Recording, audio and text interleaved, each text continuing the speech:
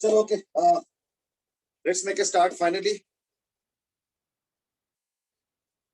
अच्छा, Ishita is of class 12. Actually ना दो इशिता है.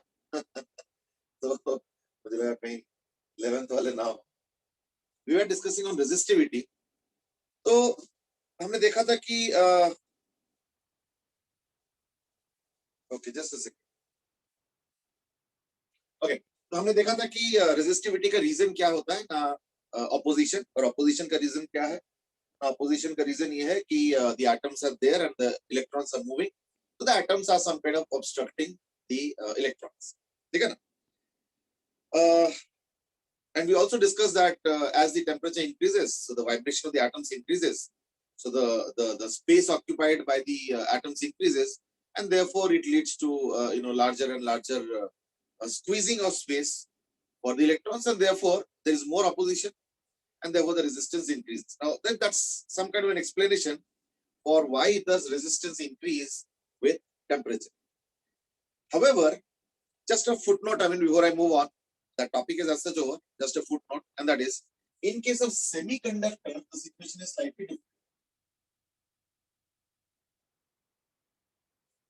In semiconductors, as you increase the temperature, resistance actually decreases. So you might say that the explanation that is there for, the explanation that is there for resistance and all, okay, the explanation, is it different from semiconductors? Well, interestingly, the answer is no. The explanation is the same. I will tell you where the difference lies.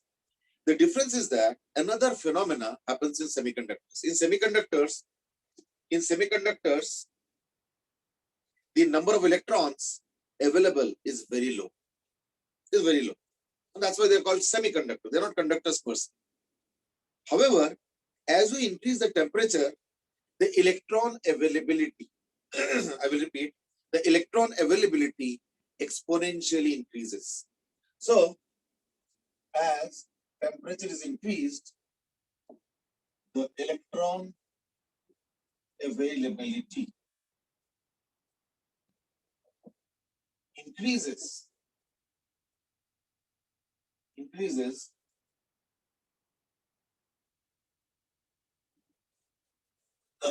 exponentially. And that's why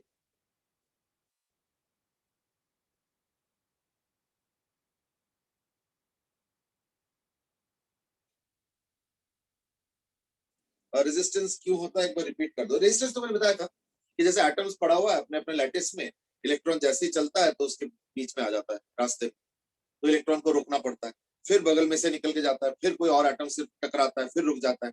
So it's like a start stop kind of motion. That is the cause of resistance. Now this cause is inflated. तो अगर मान लो atom यहाँ पे है तो कुछ एक obstruction कर रहा है, अगर एटम वाइब्रेट कर रहा है तो और ज्यादा स्पेस ऑक्यूपाई कर रहा है. तो जितना ज्यादा स्पेस एटम ऑक्यूपाई करेंगे उतना बीच का स्पेस क्या होगा, कम हो जाएगा. बीच का स्पेस ही तो अवेलेबल है इलेक्ट्रॉन के लिए, मूवमेंट के लिए. तो अगर वो कम हो जाता है तो ऑब्वियसली इलेक्ट्रॉन का मूवमेंट थोड़ा सा मुश्किल होगा. यानी कहने का मतलब क्या है कि इलेक्ट्रॉन का जो स्पीड होगा वो भी कम हो जाएगा, रुकने का वो फ्रीक्वेंसी बढ़ जाएगा. यानी on the whole the electrons will move slower. Now that's what the tendency would be. So that's about resistance. तो क्या सेमीकंडक्टर में इससे कुछ अलग अलग होता है? ऑब्वियसली नहीं. सेम रीजन होता है सेमीकंडक्टर में भी. तो फिर सेमीकंडक्टर में टेम्परेचर के साथ रेजिस्टेंस डिक्रीज क्यों करता है? So the explanation is that actually अगर देखा जाए तो टेम्परेचर के साथ उस तरीके से डिक्रीज नहीं करता है. समझे ना? होता क्या, होता ये है कि एक और फिनोमेना साथ साथ होता है, and that is the electron availability increases. तो ऑब्वियसली फिर अगर इलेक्ट्रॉन अवेलेबिलिटी इंक्रीज कर जाए, यानी इलेक्ट्रॉन्स के नंबर अगर बढ़ जाए, तो फिर क्या होगा, तो और ज्यादा इलेक्ट्रॉन्स चलने लगेगा. समझ ना? एंड देयरफॉर मान लो स्पेस स्क्वीजिंग की वजह से ऑपोजिशन सपोज 10% बढ़ गए. एक हिसाब ले लो, ऑपोजिशन सपोज 10% बढ़ गए, तो यानी करंट कम होना चाहिए क्योंकि रेजिस्टेंस बढ़ गया. लेकिन साथ साथ पता चला इलेक्ट्रॉन अवेलेबिलिटी 50% बढ़ गया, क्योंकि इलेक्ट्रॉन अवेलेबिलिटी एक्सपोनेंशियली बढ़ता है. मैंने बोला बहुत जल्दी से बढ़ता है विद टेम्परेचर. तो यानी ये ज्यादा इंपॉर्टेंट क्राइटेरिया हो गया, ज्यादा डोमिनेटिंग क्राइटेरिया हो गया। यानी 50% इलेक्ट्रॉन सप्लाई बढ़ गया और 10% अपोजिशन बढ़ा, तो भी एक ओवरऑल इलेक्ट्रॉन सप्लाई का डोमिनेटिंग इफेक्ट होगा, और उसके वजह से क्या होगा ना, इलेक्ट्रॉन ज्यादा मूव करेंगे, यानी करंट बढ़ जाएगा। अब करंट बढ़ गया विद टेम्परेचर, तो उसको हम कैसे एक्सप्लेन करें? तो हम उसको इस तरह से बोलते हैं कि चलो ठीक है, अगर मान लो सेम वोल्टेज है और अगर करंट बढ़ रहा है, यानी इसको इक्विवेलेंटली समझ लो कि रेजिस्टेंस घट। So that's the explanation that we give, that the as if the resistance has reduced, ठीक है ना, ये चीज। so that's about semiconductors and unique। तो इलेक्ट्रॉन कैसे बढ़ रहे हैं? ये इलेक्ट्रॉन जो है ना सेमीकंडक्टर से कैसे बढ़ते हैं, हम लोग सेमीकंडक्टर चैप्टर में और डिटेल में पढ़ेंगे। वैसे just for your knowledge, I mean actually semiconductor में चक्कर क्या होता है कि इलेक्ट्रॉन्स है ही, और थर्मल एजिटेशन की वजह से थोड़े बहुत इलेक्ट्रॉन्स निकलता है। जैसे सेमीकंडक्टर है कौन सा, सिलिकॉन, उसमें चार लास्ट शेल में 4 इलेक्ट्रॉन्स है। अब वो ना कंडक्टिंग साइड में जाता है ना नॉन कंडक्टर साइड में जाता है, तो बीच में फंसा है, तो यानी उसके इलेक्ट्रॉन जल्दी से बाहर नहीं जाता। कुछ कुछ जाता है, कैसे जाता है? टकराने की वजह से, मींस वाइब्रेशंस की वजह से, आपस में जो कोलिजन्स होता है उसके वजह से कुछ कुछ इलेक्ट्रॉन बाहर जाता है। जैसे टेम्परेचर बढ़ाओगे तो वो कोलिजन्स बढ़ जाता है, और उस चक्कर में इलेक्ट्रॉन्स के जो नंबर है जो छिटक के बाहर जाता है एटम से, which actually helps in conduction, उसके नंबर बढ़ता है और वो बहुत जल्दी बढ़ता है। That is the prime deciding criteria in case of semiconductors, ठीक है ना। वैसे इसके थोड़ा सा और डिटेल्स है जो कि मैं इस वक्त अवॉइड कर रहा हूँ, क्योंकि इसके और थोड़े से डिटेल्स जो है ना हम लोग सेमीकंडक्टर चैप्टर पढ़ेंगे, तो then wait for that little bit more details. But मोटा मोटा मैंने बता दिया। थोड़ा सा और जो डिटेल्स है you know at a micro level की, वो इलेक्ट्रॉन छिटक के कैसे निकलता है, all those things that will study more in semiconductor. चलो, so that was about your resistivity, resistance and so on. Today let's focus on the Kirchhoff's law, symmetry method and some of its uses. So let's quickly get into Kirchhoff's law. Kirchhoff's law में कोई नया तो कुछ है नहीं, है ना, वही हमने जो कर रखा है। और इसके बाद आ जाओ सिमेट्री, है ना। तो सिमेट्री मेथड में क्या होगा ना, सिमेट्री मेथड में क्या होगा देखो, जैसे मैं एक एग्जांपल दे रहा हूं।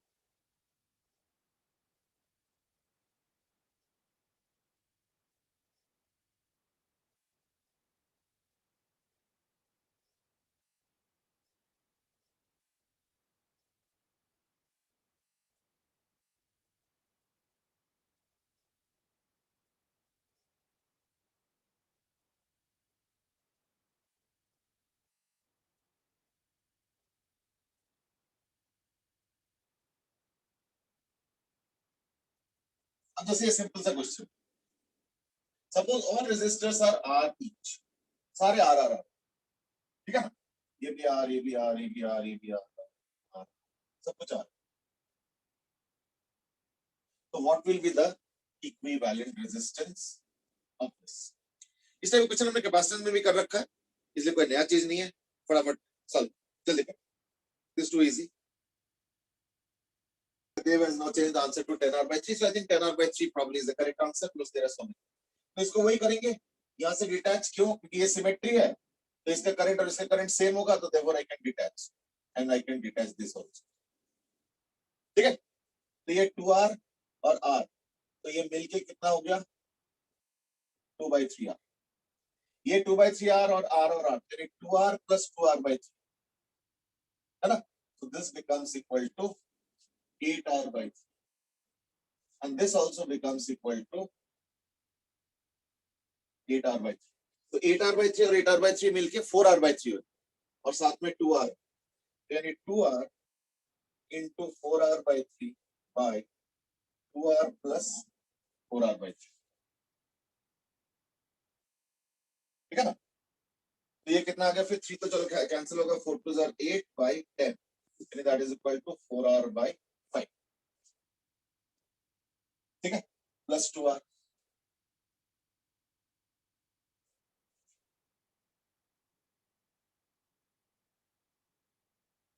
डिफरेंट आंसर है,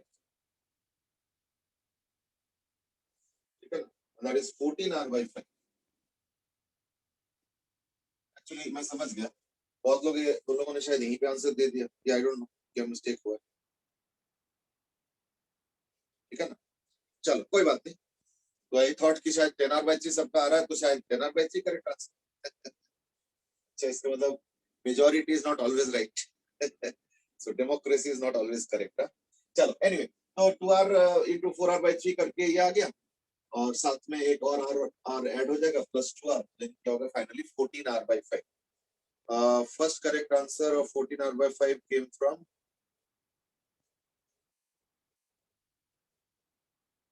I think Shreyashi was the first one, followed by Aditya Mathur and Sagarika. Section में is a question that is इसमें symmetry line वायर क्यों नहीं है? वायर भी symmetry line है ना, वायर भी symmetry line है। अगर तुम वायर को लेते हो तो in that case एक चीज और हम कर सकते हैं जो कि तुमको हेल्प करेगा थोड़ा बहुत, लेकिन ये कटिंग फिर भी चाहिए। वायर को अगर सिमेट्री लाइन लेते हो तो दैट केस पता क्या होगा, इसका करंट और इसका करंट सेम आएगा, तो ये पॉइंट और ये पॉइंट सेम पोटेंशियल होता है, यानी इन इसको पूरा फोल्ड करके इसके ऊपर लगा सकते हो। अगर तुम वायर को सिमेट्री लाइन लेते हो तो इस पूरे सिस्टम को या स्ट्रक्चर को फोल्ड करके तुम नीचे लगा सकते हो, ठीक है ना, दैट इज द बेनिफिट, ठीक है, that is the benefit. And then of course that same cutting has to be done. देखो कटिंग के बगैर करना मुश्किल है, क्योंकि अगर तुम इसको जॉइंट रखोगे ना, then it becomes difficult because you cannot get series parallel with that case, ठीक है, so that is the problem, ठीक है। चलो, so that was about your symmetry being used here, so answer is 14R/5। now next I would suggest is that cube का कोई एक कर लेते है ना, तो मे बी क्यूब का ये वाला कर लो,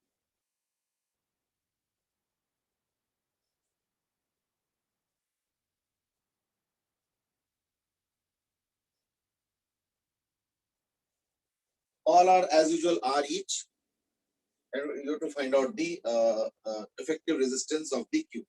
ये सारे R है, R।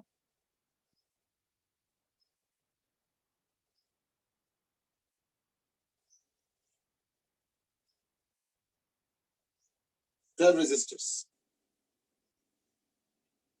तो सक्षम when you are saying कि सिमेट्री लाइन बीच में क्यों नहीं, तो सिमेट्री लाइन वो भी है, बट उससे ज्यादा बेनिफिट है वो मिडिल वाला सिमेट्री लाइन, उसमें कटिंग अलाउ कर, और कोई बात। Okay, Sagarika has given almost immediate answer, that is 7R/12। I'm waiting for slightly more answers, ठीक है ना। तो ये R तो है ही है, ये सब पेस्ट हो जाएगा आपस में,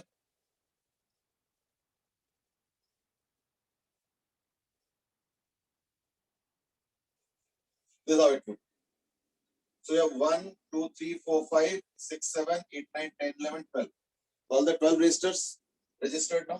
तो ये R/2, ये R/2 और ये R, यानी ये पूरा हो जाएगा 2R, और ये भी R/2, तो इसको मिला के कितना आ जाएगा 2R into R/2 by 2R plus R/2, है ना।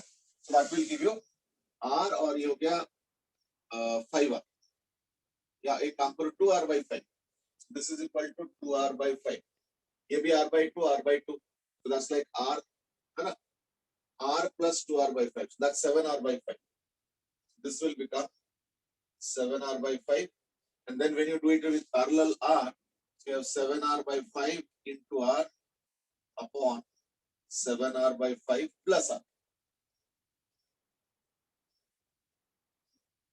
ठीक है ना, that is equal to 7R/12। so 7R/12 is the correct answer। Okay, Soma is asked is that symmetry planes top face और bottom face हो सकता है, top face और bottom face, जी नहीं, उसके पीछे रीजन है is that how will this be symmetrical, see ये दो पॉइंट इंक्लूड होना चाहिए, तो अगर मैं इस टॉप सरफेस को लेता हूं तो फिर टॉप फेस के ऊपर और टॉप फेस के नीचे सेम होगा तब ना सिमेट्री है, इसलिए इस बार सिमेट्री प्लेन जो होगा ना वो ये होगा, तो this will be the symmetry plane this, ठीक है ना। I have drawn it, I hope you are getting. तो ये इस एंट्री और एग्जिट पॉइंट को इंक्लूड करके ये जो है ना सिमेट्री प्लेन, तो सिमेट्री प्लेन के इस तरफ और इस तरफ सेम करंट होगा, इसलिए मैंने इन दोनों को ज्वाइन कर लिया, इन दोनों को, और इन दोनों को भी join, and that's why see the joinings are here, and then rest is something that we already done in capacitors, nothing new actually. चलो let's move on.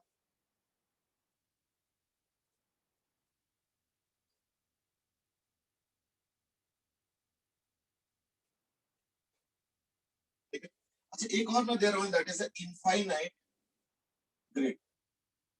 सपोज मेरे पास एक इनफाइनाइट ग्रिड है इस तरीके ऐसे, ठीक है, और क्वेश्चन है find out the resistance between these two points. तो मान लो यहाँ पे कुछ सेल वेल अटैच कर दूंगा, ठीक है, जैसे infinite grid, each small section is having resistance R each, ये भी R, ये भी R, ये भी R, ये भी R, इस तरह से सारा ही R R R है.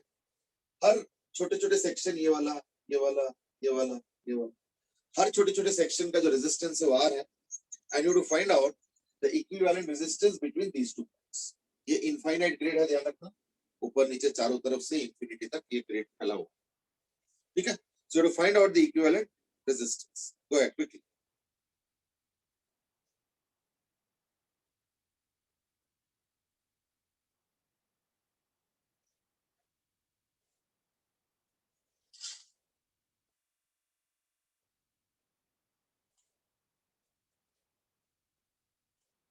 Well, the way to think this question is like this. Let's imagine that I've removed this exit. So this is an entry wire. Suppose अगर मैं entry wire यहाँ पे देता हूँ, तो मान लो करंट I एंटर कर रहा है. There's no issue. ये जो करंट I एंटर करेंगे ना, because of symmetry, I can do like this. Because of symmetry, I can divide into I by 4, I by 4, I by 4, I by 4. यानी अगर मान लो इस पॉइंट पे मैं I करंट को एंटर कराता हूं, तो एज पर द ग्रिड, क्योंकि ग्रिड में सिमेट्री है, क्योंकि इनफाइनाइट ग्रिड है, तो हर पॉइंट सिमेट्री पॉइंट है, तो क्या होगा ना, R I by 4, I by 4, I by 4, I by 4 करके डिवाइड होता है. That's what is going to happen. अब एक काम करो, इसको हटा दो, ओके, और अब मैं एक और वायर लेता हूं जो कि यहाँ पे है, और वो करंट को सपोज एग्जिट कराता है I. तो अल्टीमेटली देखो सर्किट में क्या होगा, I एंटर करेंगे तो कहीं ना कहीं I बाहर भी आ जाएगी. तो अगर मान लो एग्जिट करता है I, तो कैसे होगा ना, ये I by 4, I by 4, I by 4 और I by 4. So from symmetry we can say that if I current is exiting from this point, then I by 4, I by 4, I by 4 and I by 4 current must have accumulated from all sides. ठीक है, याद रखना infinite grid. अब मैं apply करूंगा what is called a superposition. Superposition का मतलब क्या होता है कि अगर एक अरेंजमेंट की वजह से अगर कुछ करंट का डिस्ट्रीब्यूशन बनता है और दूसरे अरेंजमेंट की वजह से भी कुछ एक करंट डिस्ट्रीब्यूशन बनता है, in that case जब तुम दोनों अरेंजमेंट्स को ऑन कर दोगे तो current distribution will be just the superposition. Superposition मतलब कहीं मान लो किसी की वजह से 3 एम्पियर और किसी और की वजह से 5 एम्पियर, तो जब दोनों को एक्टिवेट कर दोगे तो वहां पे 8 एम्पियर जाएंगे, या तो 2 एम्पियर डिपेंडिंग ऑन के 3 और 5 ऐसे था या 3 और 5 ऐसे था. अगर सेम डायरेक्शन में थे, मान लो 3 और 5, इन दैट केस 8, और अगर ऑपोजिट डायरेक्शन में थे तो 5 के जो डायरेक्शन है उसमें 2 एम्पियर करंट आएंगे. सो that is the idea behind what is called superposition. तो मैं यहाँ पे सुपरपोजिशन प्रिंसिपल लगाऊं तो क्या होगा, अब I करंट एंटर भी कर रहा है और I करंट एग्जिट भी कर रहा है, यानी basically what I have done is that I have applied a cell. तो सेल की वजह से I करंट एंटर कर रहा है और ग्रिड विड में जो भी होना है वो देख लो अपने आप, ठीक है ना. तो अब देखो ये जो वायर है इसमें एक्चुअली कितना करंट जाएगा ना, इसके वजह से I by 4 और उसके वजह से भी I by 4. तो therefore this wire interestingly is going to have a current of I by 4. And therefore अगर मान लो बैटरी वोल्टेज V है, तो मैं यहां से अगर एक किरचॉफ लॉ का लूप लगाऊंगा तो पता है क्या होगा, V minus I, or rather V minus twice I, twice of I by 4. क्यों? क्योंकि I by 4 एक वजह से और दूसरे वजह से भी I by 4, तो मिला के 2 into I by 4 into R, okay, into R is equal to 0. So therefore you have V by I is equal to R by D. एक बैटरी का अगर वोल्टेज V होता है और अगर उसके चक्कर में अगर I करंट पास होता है तो V by I तो हो गया फिर. That is the equivalent resistance. So therefore equivalent resistance इस केस में हो जाएगा R by D. Sagarika has given the right answer. Saksham has given a question also. And that is, sir, entering current के लिए तो बस 3 direction symmetric है ना, चौथे पर तो साथ में एग्जिट पॉइंट है, बाकी में ग्रिड है. नहीं, अब समझो, मैं ही कह रहा हूँ कि पहले इमेजिन करो कि एग्जिट पॉइंट है ही, सिर्फ एंट्री है. मैं से एंट्री ऐसे कैसे हो सकता है? करंट कहाँ जाएगा? नहीं, इनफाइनाइट ग्रिड है तो करंट अपना वहां से एंटर करके फैल जाएगा पूरा इंफिनिटी तक. अलाउड है, कोई दिक्कत नहीं. फिर इसको हटा दो, फिर दूसरे को लगा दो. मैंने क्या बोला? सुपरपोजिशन का मतलब क्या होता है कि अगर कॉज 1 एग्जिस्ट करता है अकेला और उसके वजह से अगर कुछ करंट डिस्ट्रीब्यूशन बनता है, फिर कॉज 2 एग्जिस्ट करता है सपोज अकेला और उसके वजह से अगर कुछ करंट डिस्ट्रीब्यूशन बनता है, तो जब कॉज 1 और कॉज 2 को दोनों इकट्ठे रख दोगे तो इन दैट केस उनके सुपरपोजिशन के हिसाब से करंट बनेगा. That is the idea. ठीक है, चलो. सो this is one distribution and now I hope you're getting it. So now let me ask another one of this kind only. ठीक है ना, वो भी infinite grid का ही है, infinite grid का ही है और ऐसे ऐसे.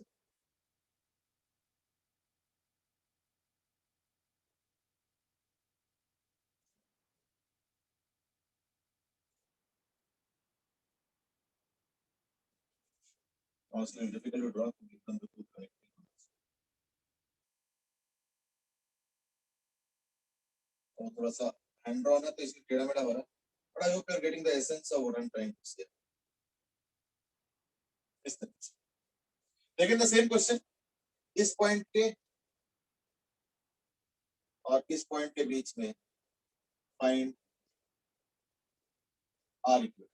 हर एक का R each, ये भी R, ये भी R, ये भी R, ये भी R, ये भी R, पूरा R. Aryan says, how do we got 2 into I by 4? वो एक्चुअली पता है क्या होना, देखो मैंने क्या बोला अभी, इसके वजह से I by 4 और इसके वजह से भी I by 4, इसलिए इसका करंट हो जाएगा 2 into I by 4. एंट्री की वजह से भी I by 4 जा रहा है यहाँ पे, एग्जिट की वजह से भी I by 4 जा रहा है यहाँ पे, तो नेट करंट क्या होगा? दिस into R, तो V minus this is equal to 0, which is, देख लो मिला है ना. चलो, now again say if I find the R equivalent for this question also.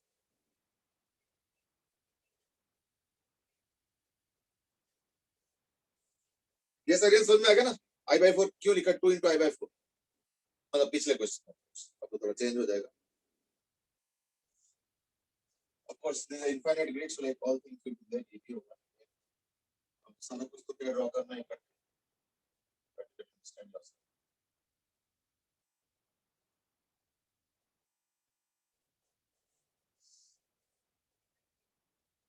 okay, Ansh Agarwal has given a quick answer and that is right. ठीक. Now everybody's got the clue as to what has to be done and people are giving the right answers. Ansh has given the right answer, Shreyash is also given the right answer. ठीक, Aryan has given the right answer, Rishabh, Deha, अब सब पकड़ लिया clue.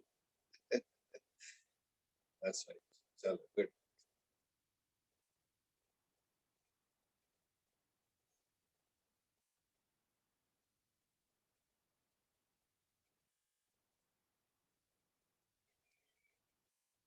ठीक है, that's the right answer and that is R by 3. बिल्कुल बात सही है. इस बार भी वही लॉजिक काम करेगा कि अगर मान लो यहाँ पे I करंट एंटर कर रहा है ना, I, in that case I by 6, I by 6, I by 6, I by 6, I by 6, I by 6. और अगर I करंट एग्जिस्ट कर रहा है, एग्जिट कर रहा है, तो वही चीज I by 6, I by 6, I by 6, I by 6, I by 6, I by 6. Simple ना. तो देखो यहाँ पे जो करंट जाएगा वो आएगा I by 6 plus I by 6 यानी I by 3. उसके बाद एज यूजुअल सेल अटैच कर लो, यानी V minus I by 3R is equal to 0. That means R equivalent is equal to R by 3. बिल्कुल सही बात है. That's the correct answer. So everybody has now given the same answer. Bhavya, Saksham, Sagarika, ठीक है, देयम, Saksham, Rishabh, Aryan, सबने सही दी. चल good ठीक है. So that was about your questions based on infinite grid.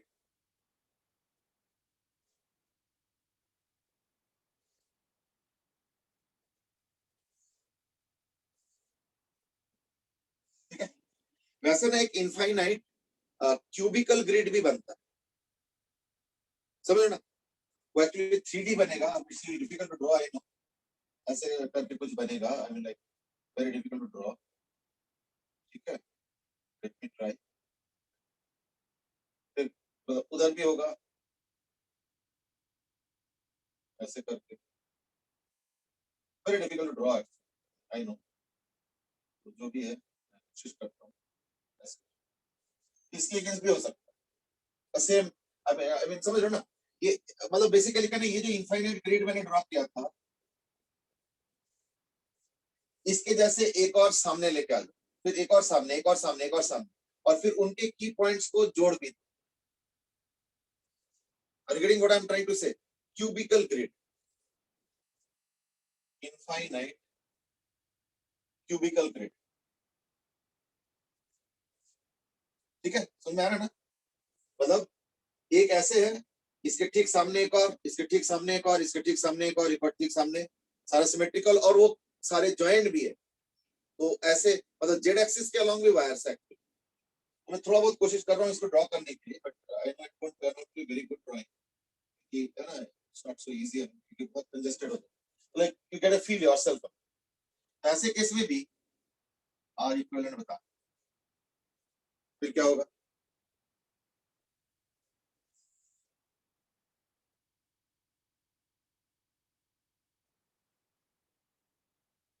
It's an infinite cubical grid.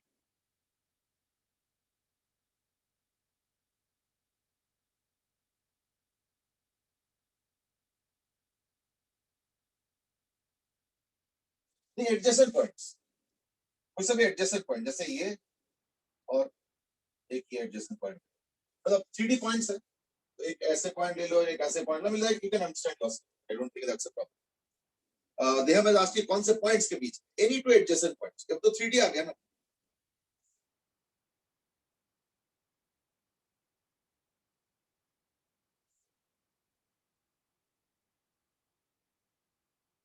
They have asked अगर मान लो adjacent points नहीं होगा तो क्या होगा. देखो एडजेसेंट पॉइंट्स अगर नहीं होगा तो then it's very difficult. Then it's very difficult. ठीक है ना. फिर मुश्किल है क्योंकि उसके बाद फिर सिमेट्री काफी हद तक खत्म हो. Okay, they have just given the answer for this particular question, I think probably, and that is r by 3. Okay, Aditya Mathur is also given r by 3. Krisha is also given r by 3.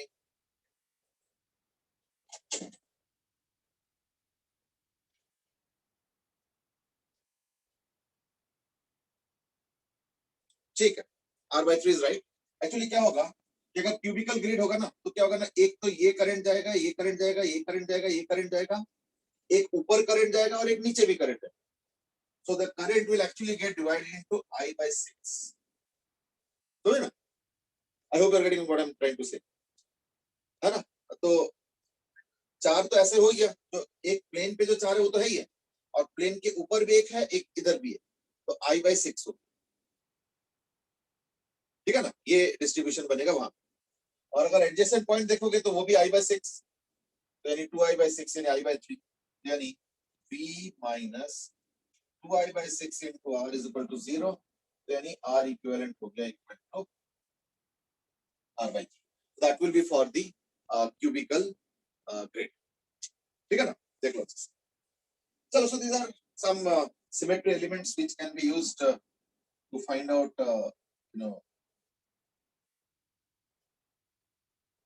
resistance of infinite grid across two adjacent points. But as asked by them also, that is अगर adjacent points से थोड़ा दूर कर दोगे then it's a tough one. Then it's little difficult. ठीक है ना. चल इसका आंसर सेक्शन नहीं, सेक्शन में थोड़ा सा गलती हो गया. स्नेहा, अरिहंत, है ना, ध्रुव नहीं सॉरी, ऋषभ, क्रिश, आदित्य माथुर, देहम, अंश, सबने इसका आंसर करेक्ट है. चलो let's move on from symmetry method now. You have done sufficient. बाकी कुछ तो रिपीट है जो कि हमने कैपेसिटेंस में किए थे, I think that's valid here also, ठीक है ना। मैं एक और क्वेश्चन देना चाह रहा हूँ, ये वैसे तो रिपीट होगा, I know, but still I would like you to do it, ठीक है ना। एंड दैट इज, एक हमने इनफाइनाइट रेजिस्टेंस का हमने सिस्टम सॉल्व किया था, तो मैं चाहता हूँ वो इनफाइनाइट रेजिस्टेंस सब फिर से कर लें, and that is this. Suppose there is a 10 volt battery, there is a 1 ohm resistance, there is a 2 ohm resistance, there is a 3 ohm resistance, 6 ohm resistance, 9 ohm resistance, 18 ohm resistance, इस तरीके से। Most ऑफली इन सब चीजों का answer ना square root में आता है। हम लोग क्या करेंगे कि अप्रोक्सीमेशन कर लेंगे, डेसिमल स्क्वायर रूट को निकाल के, मे बी कैलकुलेटर यूज कर लो या ड्रॉ कर लो। You will find out the I here, so this is the first, second, third, fourth, इस तरीके से, यानी I1 है और ये I2 लेट्स कॉल दैट, ठीक है ना। तो I2 है, ये दो चीजें निकाल, और ये 10 वोल्ट का बैटरी है, और ये 1 ओम का रेजिस्टेंस है, ये 2 ओम का है, 3 ओम का, 6 ओम का, 9 ओम का, 18 ओम का।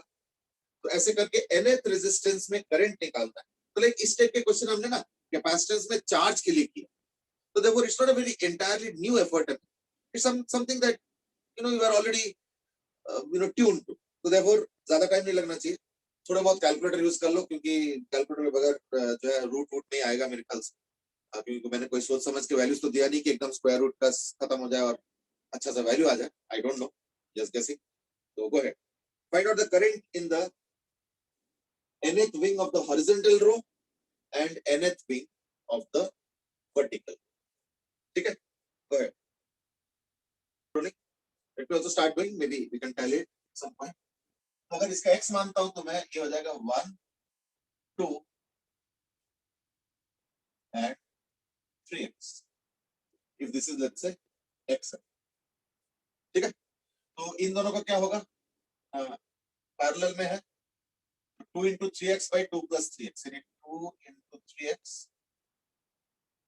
by 2 plus 3x, so that's the parallel resistance, plus 1 is equal to x, so therefore you have 6x plus 3x plus 2 by 3x plus 2 is equal to x, that means 3x square plus 2x is equal to 9x plus 2, that means 3x square minus 7x minus 2 is equal to 0, ठीक है। so you have 3x square minus 6x,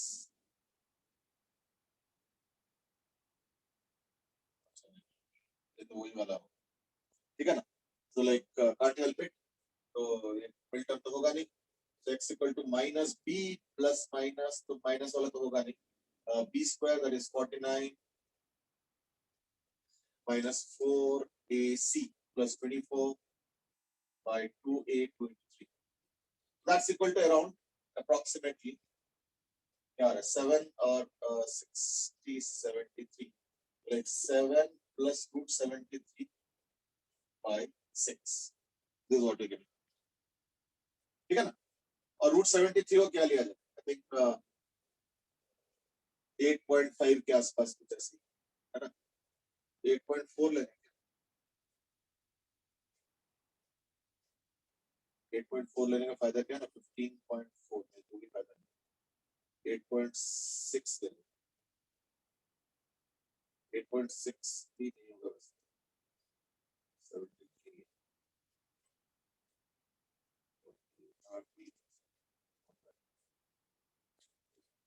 8.6 15.6 2.5 2.6, so that's approximately actually 2.6, ठीक है ना। so therefore the equivalent resistance turns out to be 2.6, पर वैसे 2.5 ले ले, 2.6 ही रहना कोई बात। so if it is 2.6 then the current that will pass here is equal to 2.10 by 2.6 है ना। so current is approximately, जो I main current जाएगा तो I तो आ गया 10/2.6, ठीक है। 4 से थोड़ा कम, मे बी अराउंड 3.8 या कुछ ऐसे होगा शायद, अप्रोक्सीमेटली 3.8 है, अप्रोक्सीमेशन, बट चलो ठीक है, इतना चलता है। तो अगर ये अप्रोक्सीमेटली 3.8 हुआ तो यहाँ तो 3.8 है, उसके बाद क्या होगा देखो, ये 2 है और इसके जो पीछे है वो होगा एक्चुअली 3 इंटू 2.6, है ना। तो रेजिस्टेंस में उल्टा डिवीजन होता है, ठीक है। तो यानी 3 इंटू 2.6 दैट इज 7.8 अपॉन 9.8, यानी इस वाले में हो जाएगा current equal to 3.8 into 7.8 by 9.8, ये इसका करंट, और इसका करंट हो जाएगा फिर उल्टा, मतलब 2 बाई 9.8, यानी इसका करंट हो जाएगा 3.8 इंटू 2 बाई 9.8। तो ये जो करंट है ये जब जाएंगे यहाँ पे, फिर वो 6 और उसका फिर और भी मल्टीपल हो जाएगा, है ना, मल्टीपल हो जाएगा। तो क्या होगा देखना, डिवीजन का रेशियो इंटरेस्टिंगली सेम ही रहेगा। तो देखो अगर ये है 3.8 इंटू 2 बाई 9.8, तो इसका पता क्या हो जाएगा, ये हो जाएगा 3.8 इंटू 2 बाई 9.8 इंटू, ये तो यहाँ का करंट है, इंटू इसका फिर देखना 7.8 बाई 9.8, वो रेशियो वही रहेगा, तो 7.8 बाई 9.8 हो गया। तो फिर इसका क्या होगा ना, इसका तो वही वाला 2 बाई 9.8 फिर से मल्टीप्लाई हो जाएगा। तो देखो इसका जो करंट होगा वो होगा 3.8 इंटू 2 बाई 9.8 का होल स्क्वायर। तो अब ये आ गया, अब इसका क्या होगा ना, ये यही करंट इंटू 7.8, बस एक लास्ट ये बना देता हूँ, तो इसका हो जाएगा 3.8 into 2 by 9.8 whole square into 7.8 by 9.8। Dev में आस्क कि ये 7.8 बाई 9.8 कहां से आ गया? वो एक्चुअली पता है क्या ना, देखो इसका अगर रेजिस्टेंस 2 है ना, तो इसके पीछे का जो रेजिस्टेंस होगा वो 3 टाइम्स होगा। याद है ना, हमने इस चीज को कैपेसिटेंस में डिस्कस किया।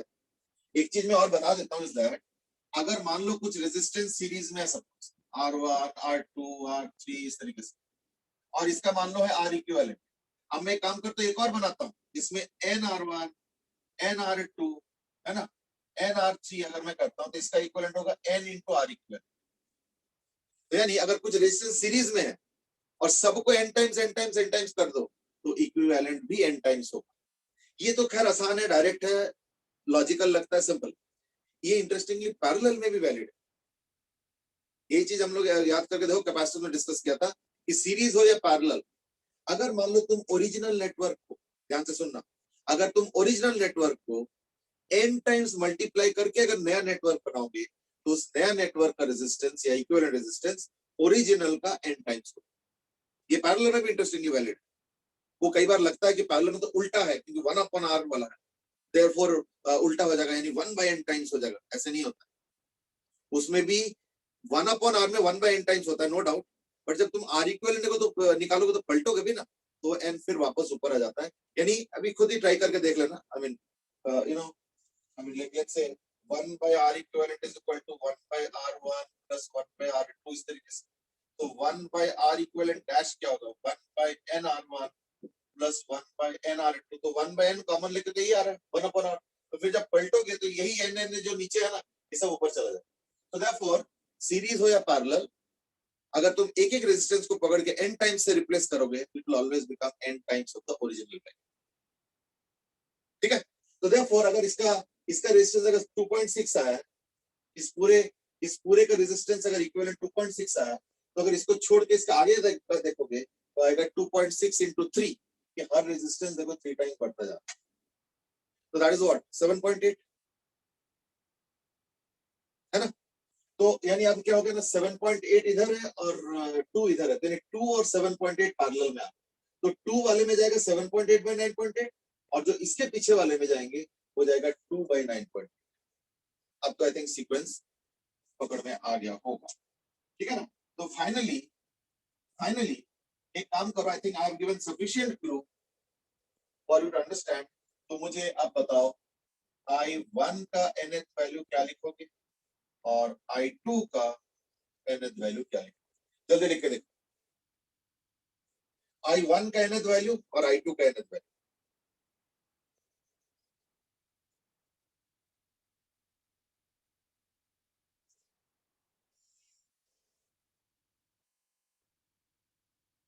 अच्छा, ये अगर सिंपल होता, अगर मान लो सेम सेम सेम सेम भी रिपीट होता ना, तो इसी तरीके से पैटर्न से तुमको निकालना पड़ता आई एन एच पे वैल्यू, वो भी निकल जाता है ऐसे कुछ।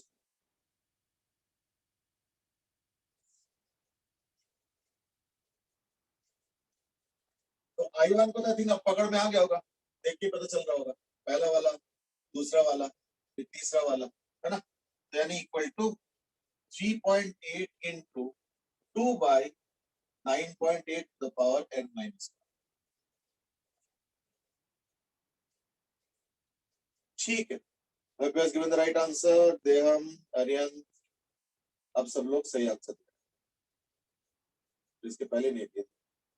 सोम, श्रेयसी, आर्यन, ठीक, अब सब अच्छा दिया। ठीक, और I2 nth वाला क्या हो जाएगा फिर? 3.8 इंटू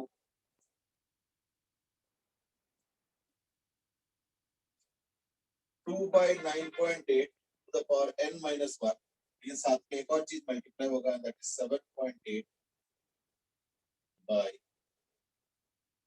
9.8। देखो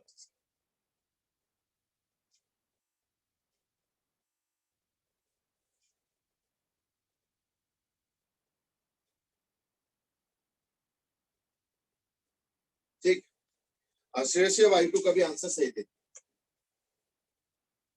चलो, एक्चुअली कहना देखो, ये तो फिर भी एक मुश्किल वाला क्वेश्चन है compare to the actual question that generally comes, is that सबका इक्वल इक्वल कर, जैसे ऊपर 2 2 2 2 2 2 2 2, नीचे साइड वाले में 1 1 1 1 1, वो तो ज्यादा आसान, लेकिन सोचने का तरीका दोनों में सिमिलर है, बस एक एस्पेक्ट अलग है कि हर बार इसका बिल्डअप जो है पीछे का वो n टाइम्स होता है। इसलिए देखा होगा जब मैंने इक्विवेलेंट बनाया था तो इस पूरे को x लिया था और इस पीछे वाले को 3x लिया। माइनर चेंजेस है, subtle changes to handle the question, ठीक है ना?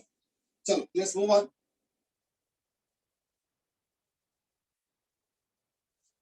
I hope this is okay, में कोई डाउट तो नहीं किसी को? चलो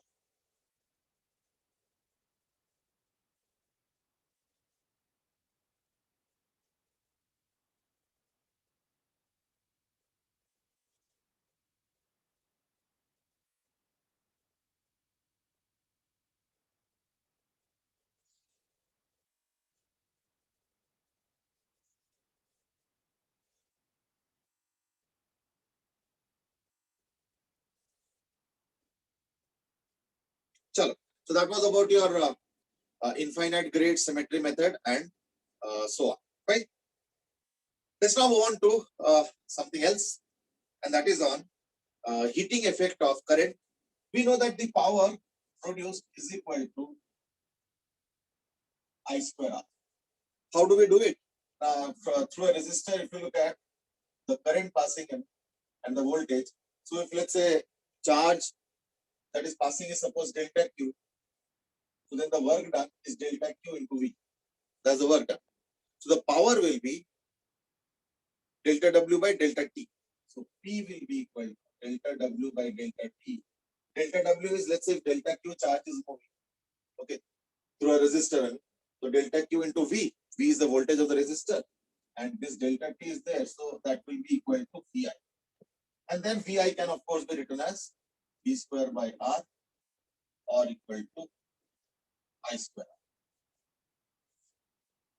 Is that okay? Chalo, that's great. Achha, now I have a question to ask. And that is,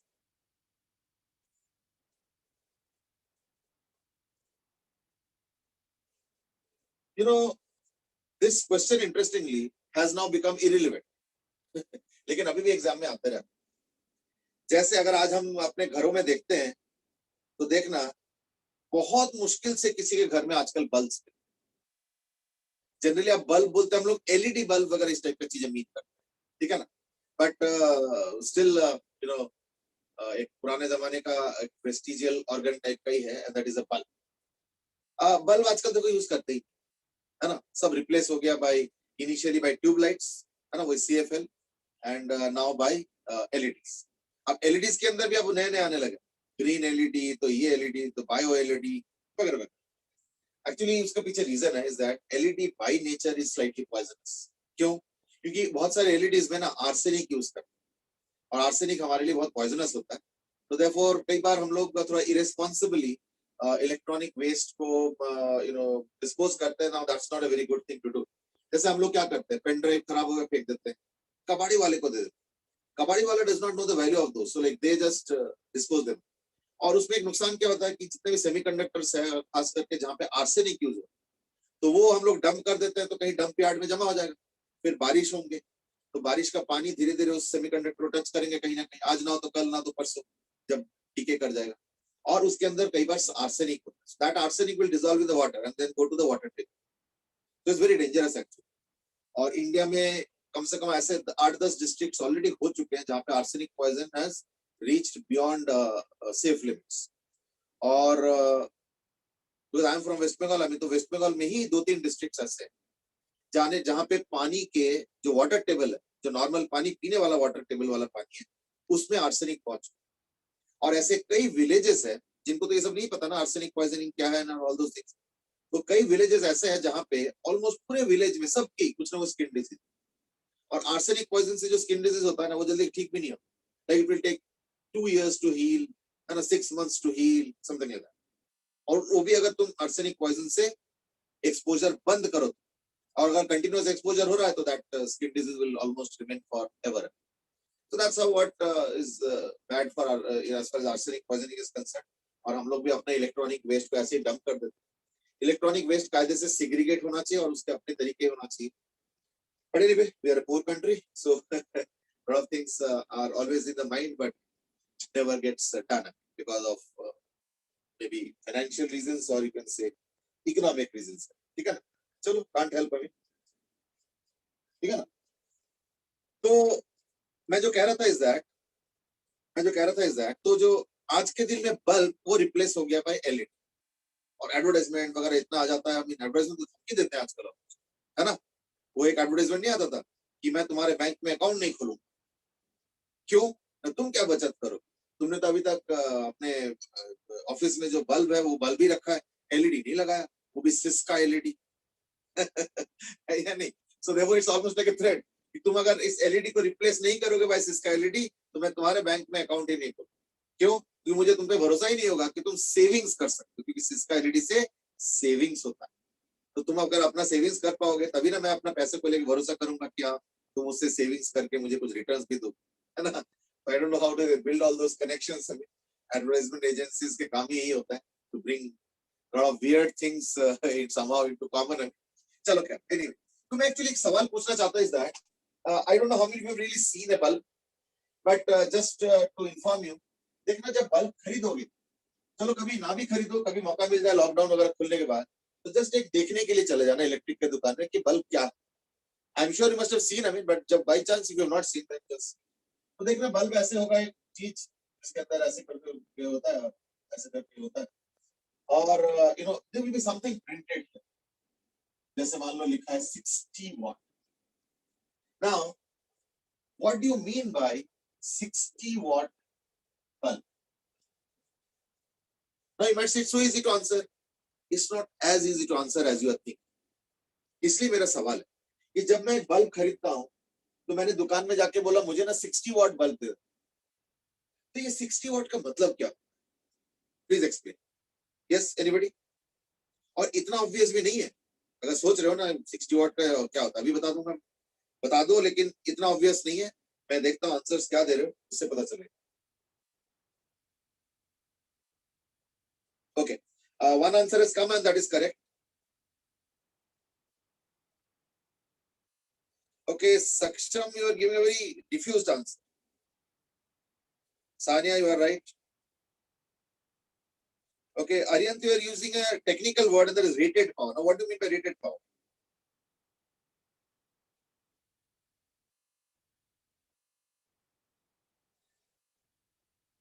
okay, देहम सेज की ये मैक्सिमम आउटपुट है,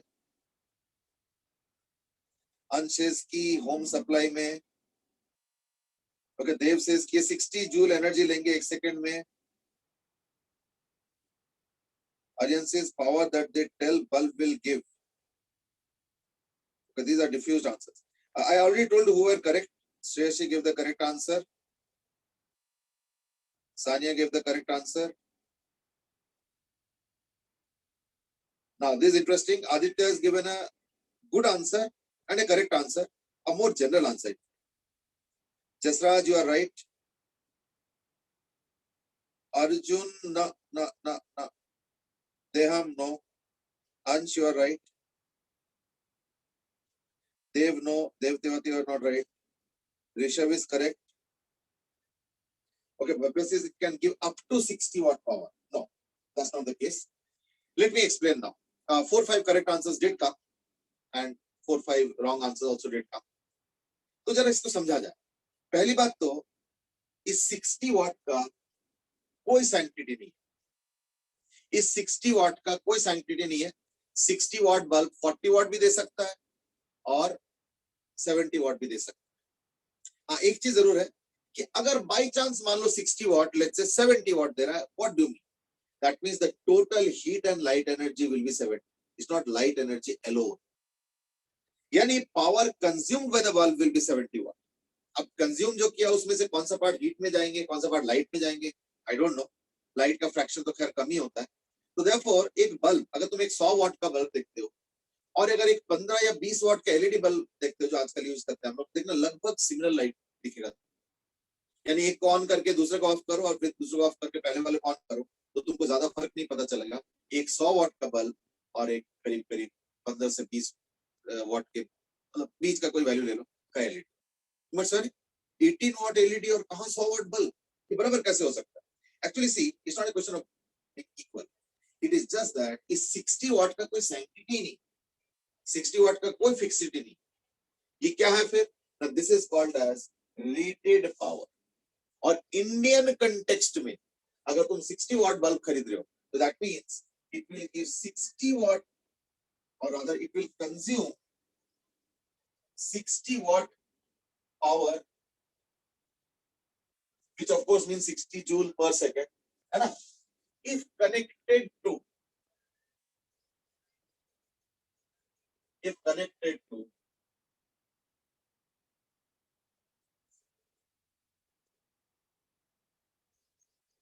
220 वोल्ट. ये मैं इंडियन कंटेक्स्ट में बात कर रहा हूँ, ठीक है? इंडियन कंटेक्स्ट में अगर बात कर रहा हूँ तो दैट केस ये. अच्छा, कई बार क्वेश्चन में लेकिन थोड़ा दे देते, मतलब वो दे देंगे 60 वाट 40 वोल्ट. इसका मतलब समझो, इसके मतलब 60 वाट पावर कंज्यूम करेंगे अगर 40 वोल्ट को सप्लाई के साथ अटैच. तो therefore this becomes the rated voltage, जो कि इंडियन कंटेक्स्ट में रेटेड वोल्टेज हो गया 220. ये देखना प्रिंटेड नहीं रहा, प्रिंटेड नहीं मिलेगा, वो बाय डिफॉल्ट 220.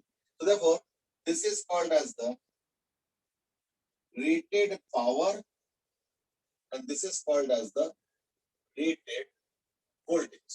अच्छा, इंडियन कंटेक्स्ट में क्या होता है? रेटेड वोल्टेज हमें पता है 220 है, इसलिए इसको लिखते हैं, बट क्वेश्चन में दिया रहे. ठीक है, चलो ठीक है. तो let's do one thing, let's quickly solve A question. Suppose मैं कहता हूं कि एक पावर है जो कि P और V है, रेटेड वोल्टेज V और इसका पावर है P1, सॉरी P1, और एक है P2 और उसका भी रेटेड वोल्टेज V है.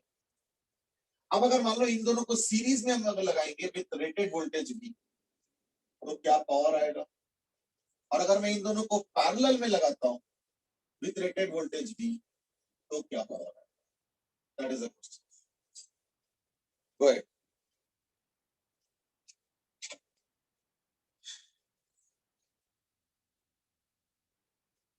दो ही लगाए, ज्यादा भी लगा सकते हो, but let's do it for 2.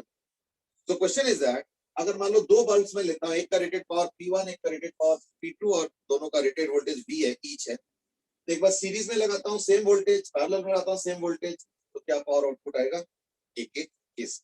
That is the question.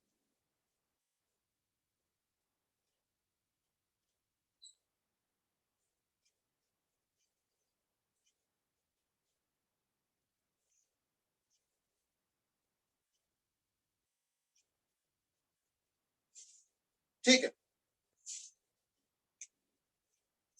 that's right. Aditya and Shreyasi are the quick ones.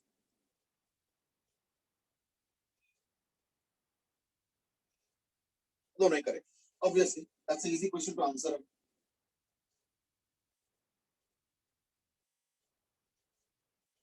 इसमें रेजिस्टेंस फार्मूला का उल्टा फार्मूला लग जाएगा, ठीक है, रेजिस्टेंस फार्मूला का उल्टा formula. Aryan, you are also right, Abhay right. तो बेसिकली क्या होगा, अगर सीरीज में रखोगे इन दैट केस एक्चुअली क्या ना, अगर मैं पूछूंगा फिर यू नो बल्ब में कि फिर फिक्स्ड क्या है ना, बल्ब में फिक्स्ड है अप्रोक्सीमेट उसका रेजिस्टेंस, तो v square by r power होता है, तो r क्या होगा, v स्क्वायर बाय p। तो देयरफॉर इसका जो रेजिस्टेंस r1 होगा that is v square by p1, और इसका जो रेजिस्टेंस r2 होगा that will be v square by p। I think that's it. तो सीरीज में अगर मैं करता हूं तो जो यू नो इक्विवेलेंट रेजिस्टेंस हो जाएगा that is r1 plus r2, यानी v square by p1 plus v square by p, ये r इक्विवेलेंट। तो देयरफॉर पावर इक्विवेलेंट क्या हो जाएगा, तो v square by r equivalent, यानी है ना, आ जाएगा, सॉल्व करो तो आ जाएगा p1 p2 बाय p1। और पैरेलल में क्या है, अपना अपना है, v स्क्वायर बाय r1 और v square by r2, so simple. तो देयरफॉर p1 प्लस, तो सीरीज में तो ये आ गया, और पैरेलल में तो सीधा ही लगा था, यानी p1 plus p2।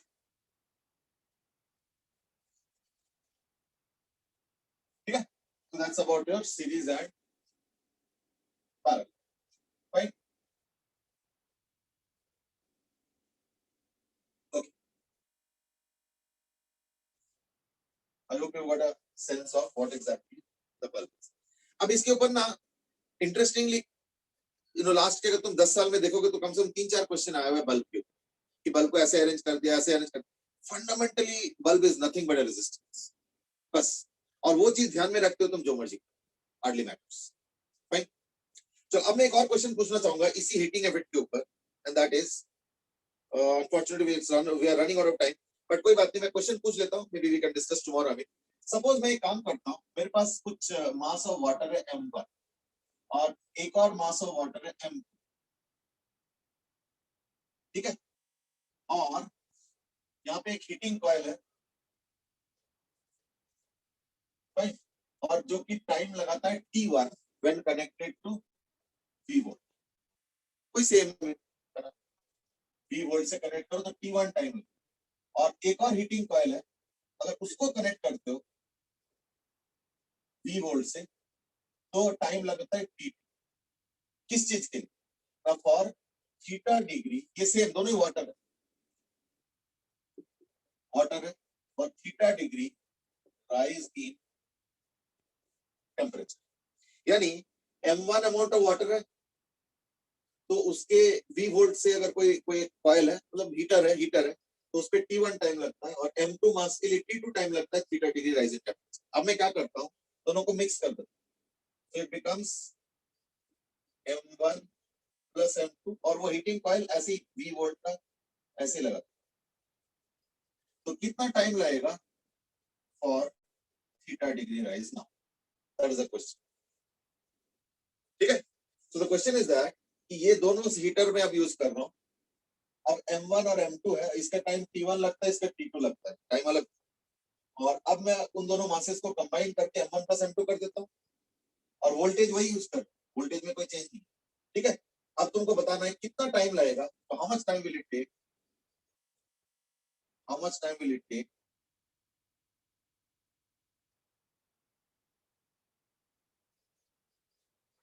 For theta degree rise of temperature. ठीक है ना, so that is the question. हमें तो we will leave it at that, ये हम लोग कल डिस्कस कर लेंगे, तो we basically discussing about heating effects, इसको हम लोग कल डिस्कस कर लेंगे, maybe you can just try to solve it at home and then we will discuss tomorrow. ठीक है, चलो आज के लिए इतने, वी विल और देहम इज आस्क्ड कि क्या मैं एस के टर्म्स में आंसर दे सकता हूँ? नहीं, एस नहीं. In fact answer should be only in terms of M1 M2 T1 T2.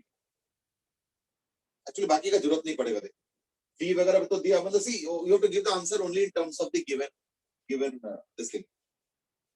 Can't go beyond. ठीक है ना? और जो अननोन्स है वो अपने आप एलिमिनेट कर ले. ठीक है, चलो that's it for today. We'll be carrying on tomorrow with something new in this chapter, obviously. That's like tomorrow. अब देखते हैं कल चेंज ऑफ शेड्यूल ना हो. आज जैसे थोड़ा शेड्यूल में चेंज हो गया, जनरली तो सेकंड क्लास होता था, आज फर्स्ट क्लास हो गया, है ना? चलो ओके बेटे, आज के लिए इतना ही. Have a good day. ये ट्राई करके रख.